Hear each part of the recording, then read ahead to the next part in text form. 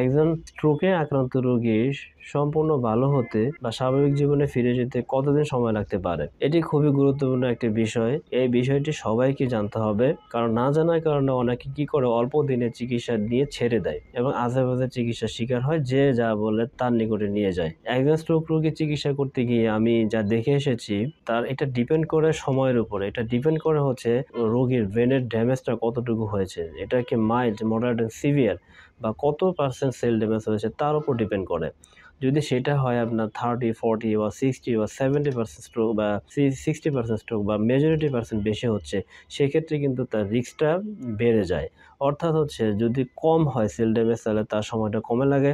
অর্থাৎ এখানে হচ্ছে যে একজন স্ট্রোক রোগী আমার এখানে 20 দিন সময় থেকে শুরু করে তার 6 মাস পর্যন্ত সময় লেগে যেতে পারে। তবে সবচেয়ে বেশি আপনার 3 মাসের ভিতরে একজন স্ট্রোক রোগীর স্ট্রোকে